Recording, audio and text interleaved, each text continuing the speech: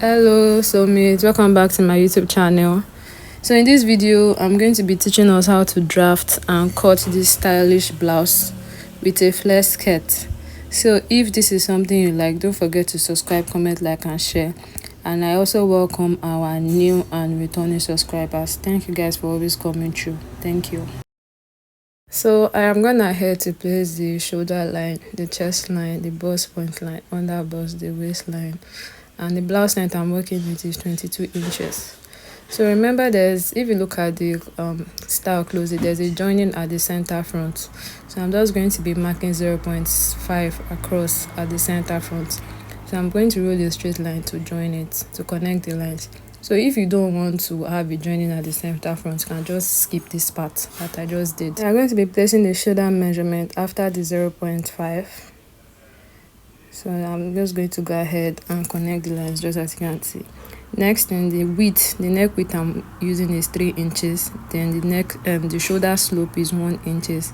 So I'm going to go ahead and connect them. I'm going to get the midpoint of the arm side. Then you go in by half an inch. So I'm just going to place in the bust measurement like this.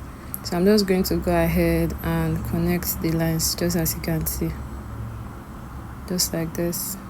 So now we're going to be imputing the nipple to nipple measurement, just as you can see. It's going to be after that 0.5 inches. Then you go ahead and roll a straight line across, just as you can see. So next thing, we're just going to be contouring the under bust. So at the center front, I mark 0.5, and at the side front, I mark 0.75. So I'm also going to place the measurement on the bust, on the blouse length like this, and roll a straight line across. So I'm also going to go ahead and connect it to the bust point, just as you can see. Going to the bust point like this. So now I'm going to impute the bust measurement, the waist measurement plus the intake that was there. So I'm going to also impute it. Please also remember to impute your under bust measurement. So I'm also going to place in the hip measurement plus the intake that we took. So I'm just going to go ahead and connect the lines, just as you can see. I'm going to connect the lines like this.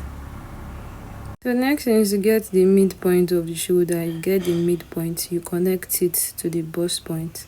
Then you roll the straight line across, just as you can see. So the bust dart is 1 inch. The difference between the front and back waistline is 1 inch. So you connect it to the bust point just like that. Let's move to the bottom part. So at the center front, I went up by 4 inches.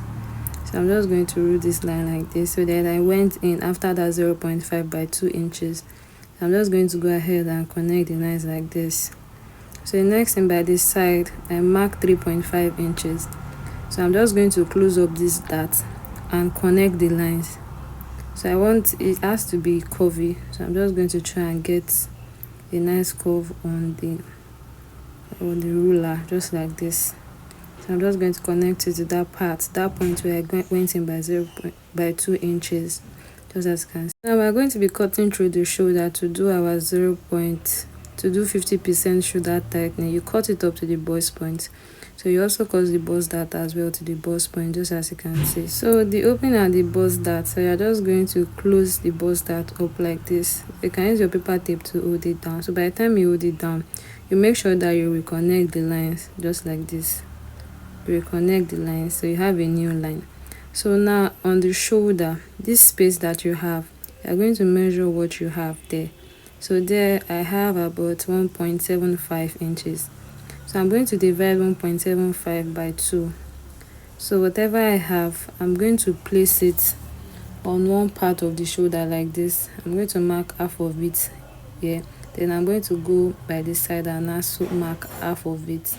So I'm also going to be indicating the 1 inch. So I'm going to be marking it on that 1 inch because I'm going to be connecting the shoulder.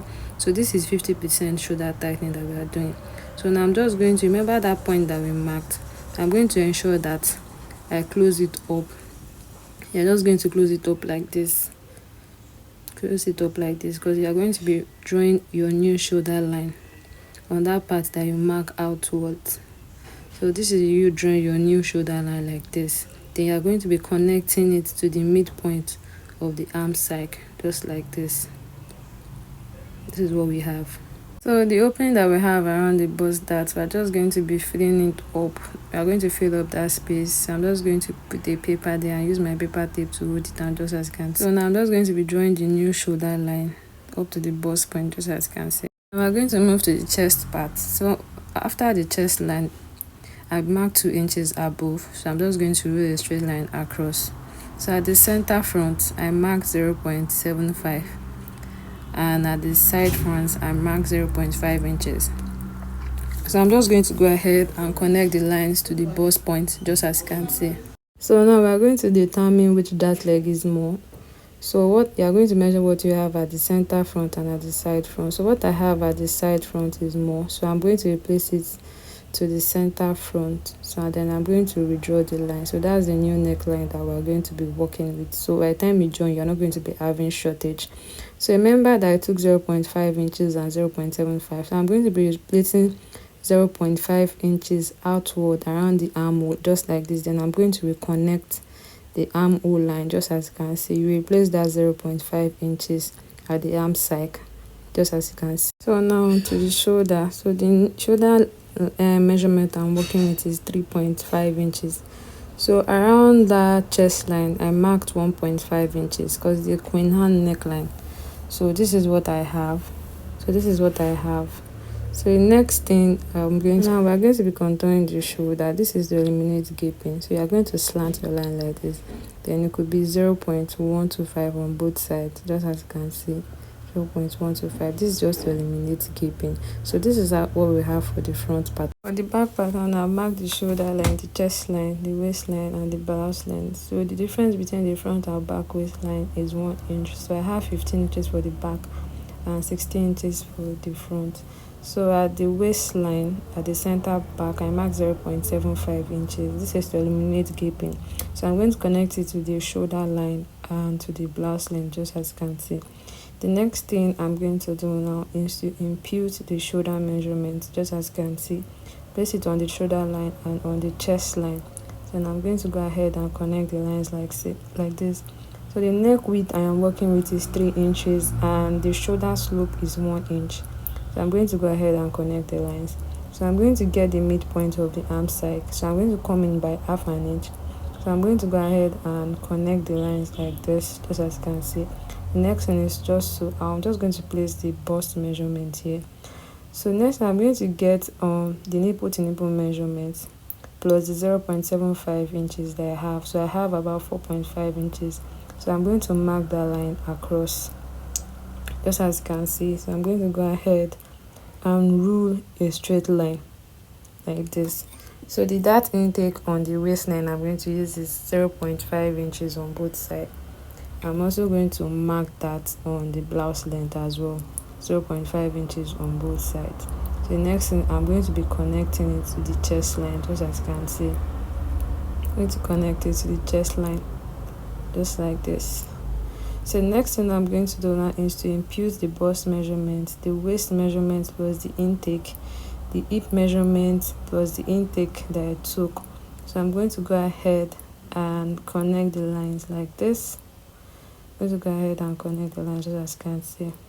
So to eliminate bulging around the waistline, so at the center back around the waistline, I went up and down by 0.5 inches. So I'm just going to go ahead and connect it to the waistline by the side, just as you can see. So around the waistline, I also marked 3.5 inches, just like the way I did at the front.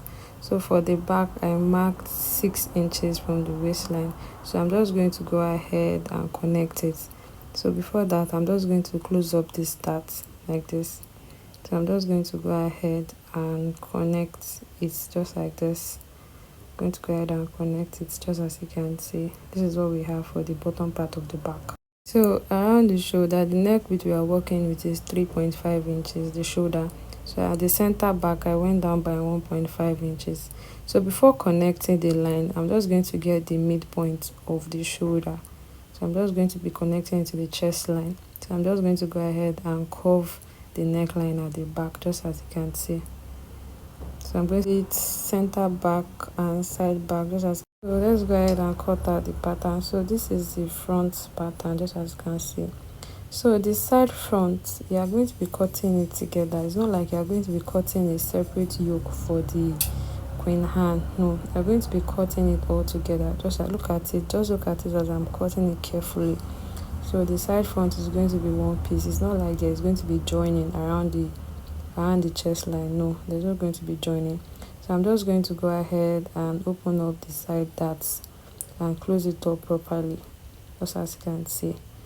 So now, because it has a pointy effect, so you're just going to take your ruler like this and try to reshape it so that it doesn't give you this pointy effect. So you're just going to trim off the excess that was there. So now for the shoulder gaping, you're just going to be closing it up like this, just as you see me do. You close it up like this, then you take your paper tape, you use it to sellotape it down, then you also put a new paper under, because you are going to be redrawing the lines, because by the time you folded it up there's going to be shortage. So now you're just going to carefully draw the new line, just like this. So you're going to carefully draw it like this, then you cut out the excess paper all around. So all the paper that are not needed, you're going to cut it out. So now this is what we have. So now we're going to cut out the back pattern.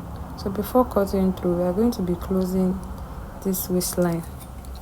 So we are going to close it carefully, like in form of that. That's the way you are going to close it. Then you take your paper tape, use your paper tape to secure it down, just like this. Then you reconnect the lines. You just reshape the lines carefully. You shape the lines like this. So now you're just going to go ahead and continue cutting out your pattern paper, just as you can see. You're just going to carefully cut out your back pattern paper like this. So guys, if this is something you like, don't forget to subscribe, comment, like and share. Thank you. So this is the back pattern.